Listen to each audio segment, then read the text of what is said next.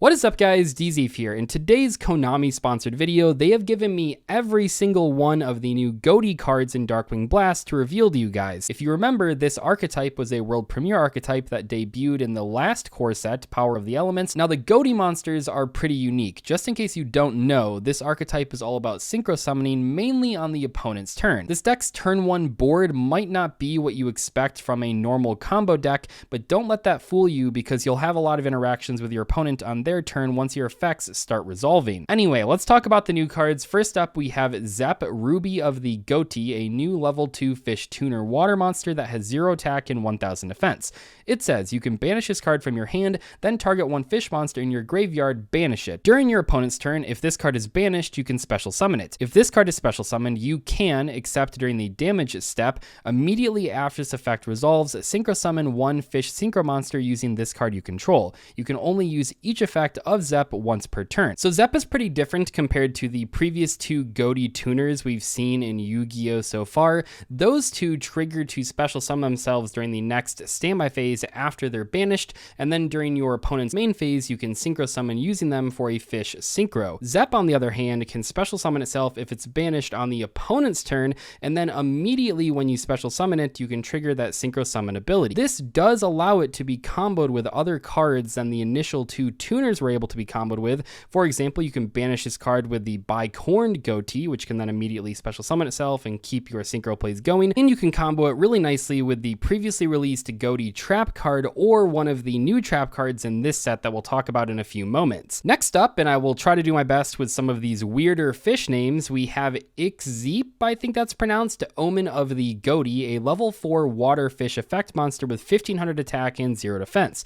Now this is a non-tuner, so keep that in mind. Here's what it does. If a fish monster or monsters is banished, except during the damage step, you can special summon this card right from your hand. During the standby phase of the next turn after this card was banished, you can target one of your Goatee traps that is banished or in your graveyard set to that target. You can only use each effect of Omen of Goatee once per turn. So this is a really interesting new addition to the strategy because it's a non-tuner that can special summon itself pretty easily, I would say, and it has a recycling effect for your trap cards. This card is also very good when paired with the Most Distant Deepest Depths. That is a spell card that can add this to your hand by banishing a fish monster, which then immediately triggers this card's special summon effect, which can help set up your combos. While this probably isn't the flashiest card we'll look at in today's video, I do actually think it's a welcome addition to the Goatee strategy. I think just having a level 4 non-tuner monster that's really easy to special summon will make a big difference. Next up, we have a very powerful new Goatee monster, Snopios, Shade of the Goatee. This is a level 6 water fish effect monster with 2100 attack and 0 defense. This card has 3 incredible effects. Let's take a look at what it does. During the main phase, quick effect, you can banish 2 fish monsters from your hand and or graveyard, special summon this card from your hand. If this card is special summoned, you can target one card on the field, banish it when it leaves the field. If this card is banished, you can banish one fish monster from your graveyard, add this card to your hand. You can only use each effect of Shade of the Goatee once per turn. This card is a big deal. It helps extend your plays through your opponent's interruptions, and it's a crazy good card on the opponent's turn because you can use that effect in your hand during either main phase, not just your own. Remember, if you use Shade and you banish Zep in your opening hand, that immediately puts a level 2 tuner and a level 6 non-tuner right on your board, and then you can go into a level 8 synchro. This card's on special summon effect is pretty flexible as well. You can use it to target itself if you want to immediately recycle it, that's pretty good, or you can even target an opponent's monster that maybe has a graveyard effect that they might care about. Think of cards like Sangan when your opponent's trying to make Almirage or anything along those lines. Goatee are also getting 2 new synchros in this set, the first of which is Arianpos, I think that's pronounced, Serpent of the Goatee, a level 6 water fish synchro effect monster with 2100 attack and 0 defense. So here's what it does. If this card is synchro summoned, you can banish one level 6 or lower fish monster right from your deck. If this card is sent to the graveyard as synchro material, you can target one fish monster in your graveyard, banish that target, then you can add one fish monster with an equal or lower level from your deck to your hand. You can only use each effect of Serpent of Ghoti once per turn. It really seems like flexibility is the main theme of these new Ghoti cards because holy crap, this card is crazy. So on Synchro Summon, you can pretty much do whatever you want because you can banish like Zap, for example, and then immediately special summon it and then go into another Synchro monster, or you can set up future plays by banishing some of the older Ghoti tuner monsters that won't special summon themselves until the next standby phase. The graveyard effect is really flexible as well. You can banish cards that have trigger effects when banished. You can add whatever fish monster you want, basically. It's not even limited to the Ghoti archetype. And don't forget that Ghoti of the Deep Beyond can take any number of fish tuners to summon. It doesn't have to just be one fish tuner,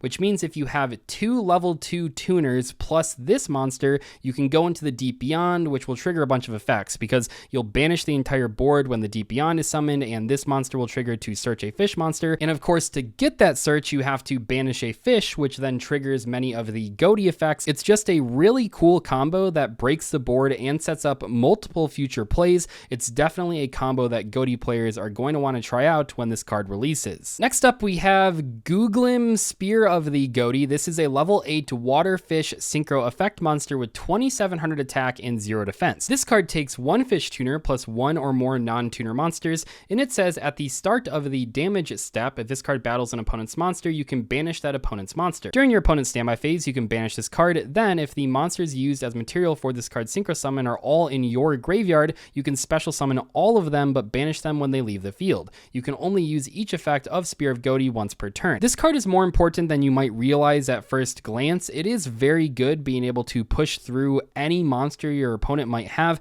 Keep in mind that effect does not target, it does not destroy, it is very good at just getting rid of annoying monster cards. And on your opponent's standby phase, if all of the tuner and non-tuners are still in your graveyard, you can tag this card out to bring them back, which then obviously sets you up for some synchro summons on your opponent's turn. This card might look a bit unusual compared to the other Ghoti synchro monsters because it's not really trying to be synchro summoned on the opponent's turn, but it is still a very valuable addition to the extra deck because it gives you a bit more flexibility, which, as we've talked about many times in today's video already, is kind of the theme of these new Ghoti cards. Finally, we have 2 new trap cards for the archetype. Let's start off by looking at Ghoti Cosmos, a new normal trap card that says apply these effects in sequence based on the number of banished fish monsters. Keep in mind here, it is talking about any banished fish monsters. They do not have to be different names. So if you have 1 or more, your fish monsters cannot be destroyed by battle this turn. If you have 4 or more, the activation and effects of fish monster effects activated on your field cannot be negated this turn. And if you have 8 or more, you can special summon 1 fish synchro monster from your extra deck,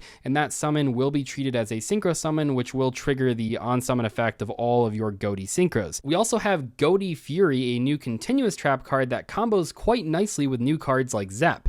This card says you can target 1 fish monster you control and 1 monster your opponent controls, banish both monsters until your next standby phase. If a fish monster or monsters is special summoned to your field while any card is banished, you can banish this card from your graveyard or your face-up spell and trap zone. All fish monsters you currently control gain 100 attack for each currently banished card until the end of this turn. You can only use each effect of Ghoti Fury once per turn. This card is definitely good, especially because it's a continuous trap card, which means you can use it over and over again. You know, that definitely will give you a lot of options against your opponent on their turn and on your own turn. Not to mention, you're not just banishing one of your monsters and one of your opponent's monsters every turn, you're also probably triggering your fish monster's effect because many of the Ghoti monsters have effects when banished. It's definitely a card that gets better as the duel goes on, and I think in a deck like Ghoti, which already has so many layers of interruptions, this could be a good addition to some of those turn 1 boards. And that is all of the Ghoti cards in Darkwing Blast. I really do appreciate Konami letting me reveal all of the new cards, so now we do know Wave 1 and Wave 2 of support, and I really think that Ghoti is going to be a much better deck with these new support cards. Let me know in the comment section what you think about these, and make sure to stay tuned for tomorrow because I'll be opening up an early box of Darkwing Blast and giving one away to one of you guys. Thank you guys so much for watching. I'll see you later. Goodbye.